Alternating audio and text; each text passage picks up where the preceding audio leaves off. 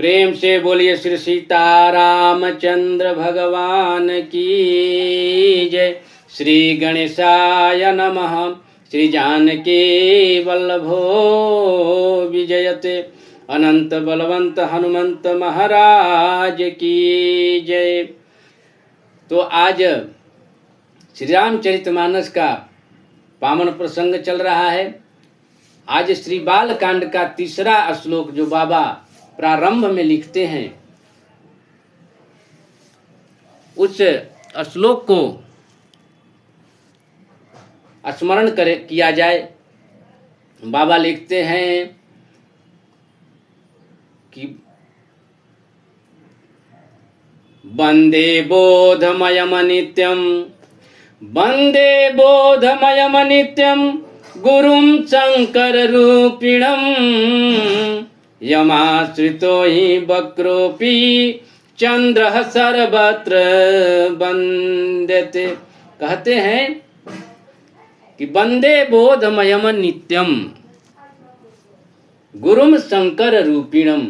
गुरु कैसा होना चाहिए? भगवान शिव के जैसा, जो निरंतर बोध दिलाता रहे ज्ञान का। गुरु ऐसा प्रभावशाली होना चाहिए जिसके शरण में जाने पर शिष्य का भी कल्याण हो जाए। जैसे टेढ़े मेढ़े चंद्रमा जो प्रतिदिन अपना रूप बदलते हैं, 16 दिन में 16 रूप बदलते हैं, ऐसे वक्र चंद्रमा जिस भगवान शंकर जी के शरण में गए तो वो विश्व वंदनीय हो गए, सबके वंदनीय हो गए। इसीलिए बाबा कहते हैं कि वंदे बोधमयम नित्यम गुरुं शंकर रूपिणम, यमाश्रितो हि वक्रोऽपि चंद्रः सर्वत्र वंदते।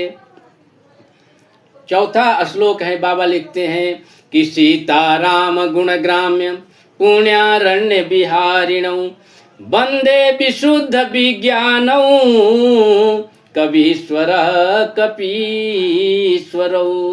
कहते हैं बाबा सीताराम जी का जो गुणग्राम है, माने गुण रूपी, गुण समूह रूपी जो वन है, अरण्य है, सीताराम जी के गुण समूह रूपी जो वन है, सीताराम गुणग्राम्य पुण्यारण्य विहारिणौ, उसमें मैं विहार करना चाहता हूँ। उस पुण्य अरण्य में मैं विहार करना चाहता हूँ, मैं घूमना चाहता हूँ। तो उस पुण्य अरण्य में यदि घूमना चाहता हूँ तो उस अरण्य की कोई जानकार लोग हों, उनसे संपर्क करेंगे तभी उसके सभी जगहों को घुमा पाएंगे। जैसे हम किसी अज्ञात जगह पर जाते हैं तो वहाँ मार्गदर्शक मिलते हैं। वो मार्गदर्शक आपको वहाँ के सभी जो स्थान प्रमुख होता है, फेमस होता है, उसका दर्शन कराते हैं, बदले में भले पैसा लेते हैं। वैसे ही सीता राम जी के जो गुण समूह रूपी पुण्य अरण्य है, उसके विशेषज्ञ कौन है? आहा, सीताराम गुणग्राम्य पुण्यारण्य विहारिणौ, वंदे विशुद्ध विज्ञानौ कवीश्वरः।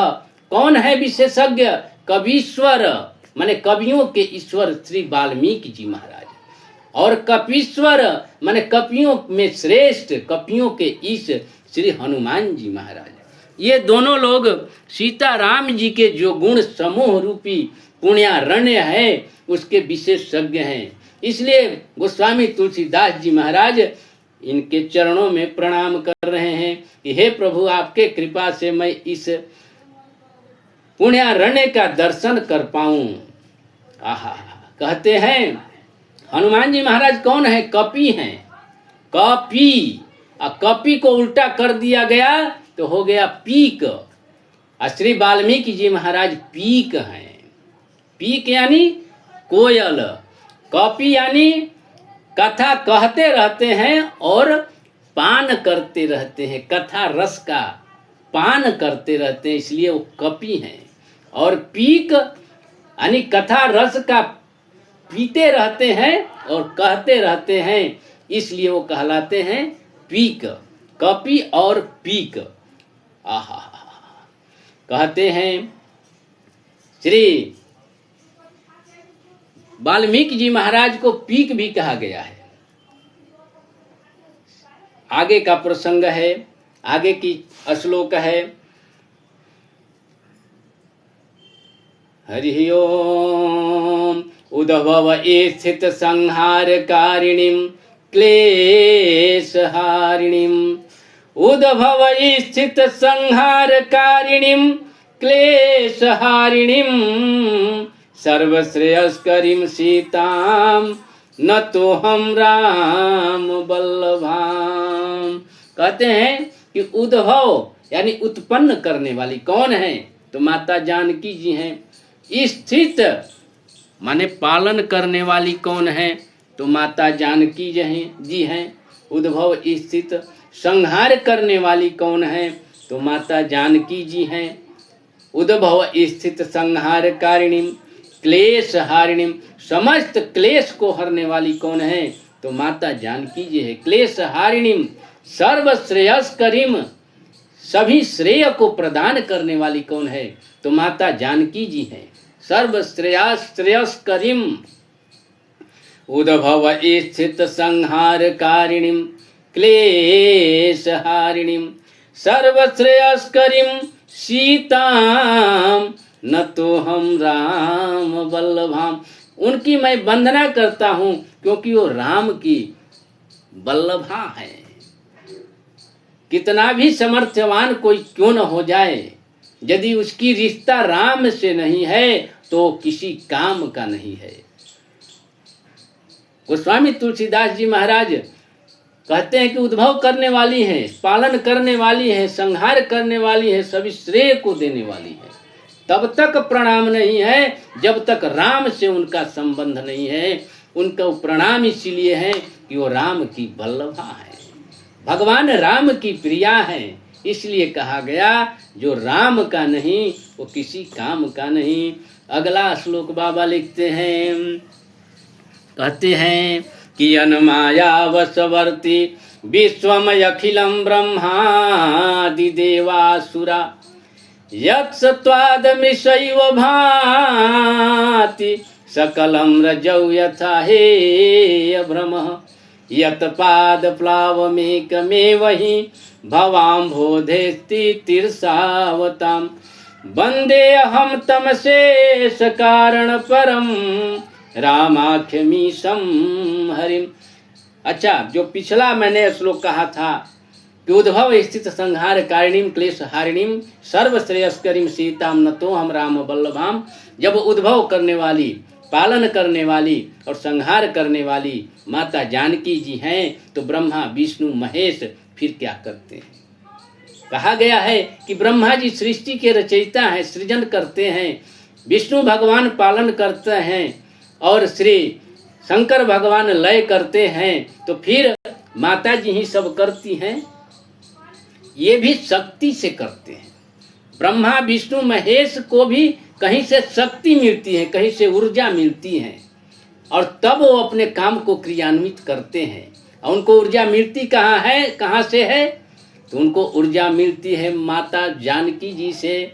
या देवी सर्वभूतेषु शक्ति रूपेण संस्थिता, या देवी सर्वभूतेषु शक्ति रूपेण संस्थिता, नमस्तस्यै नमस्तस्यै नमस्तस्यै नमो नमो। उनको शक्ति ऊर्जा कहाँ से मिलती है? तो माता जानकी जी से जो शक्तियाँ उनको मिलती है उससे सृष्टि का पालन पोषण और लय करते हैं। और गोस्वामी बाबा भी लिखते हैं कि तप बल रचाई प्रपंच विधाता, तप बल रचाई प्रपंच विधाता, अतप बल विष्णु सकल जगत्राता, तप बल विष्णु सकल जगत्राता, तप बल रचयि प्रपंच विधाता, तप बल शंभु का रई संहारा, तप बल से सधा रई मही भारा। ये लोग भी तप करते हैं और तप के बल पर ही अपना कार्य करते हैं। शेषनाग जी जो पृथ्वी के वहन को धारण करते हैं वो भी तप करते हैं। किसका करते हैं? तो माता जानकी जी के तप बल रचई।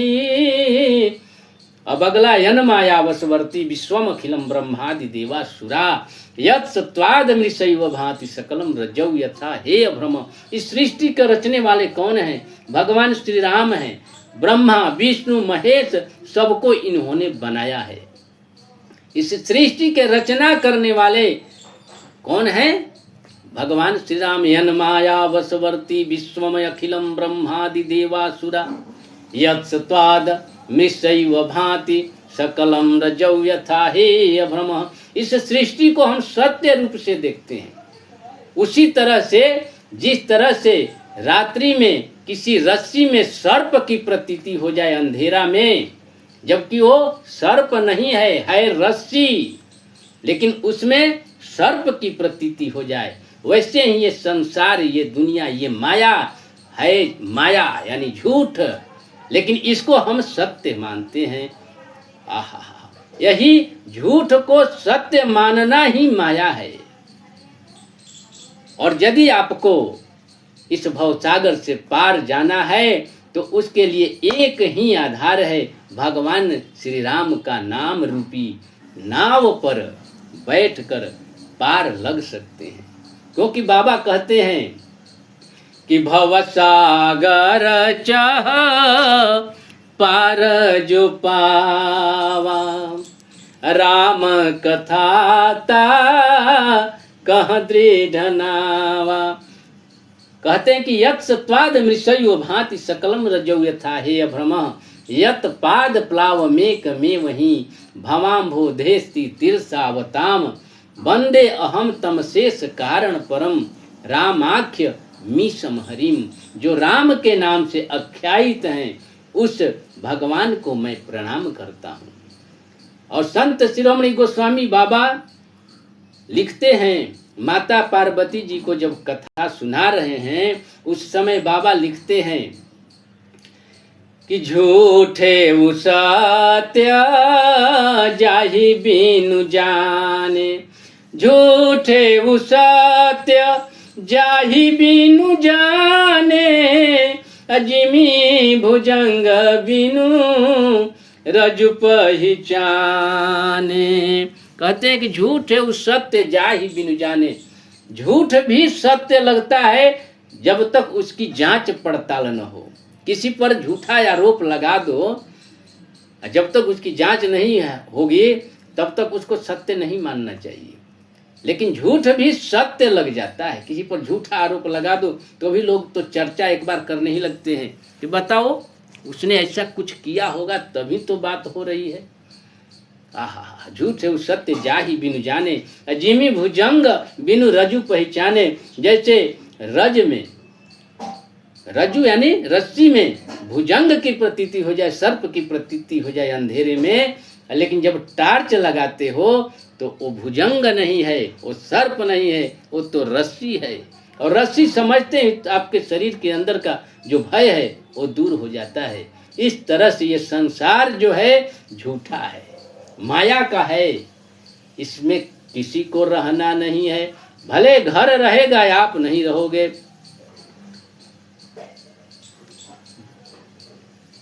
इतना कहने के बाद वाणी को देता हूँ विराम।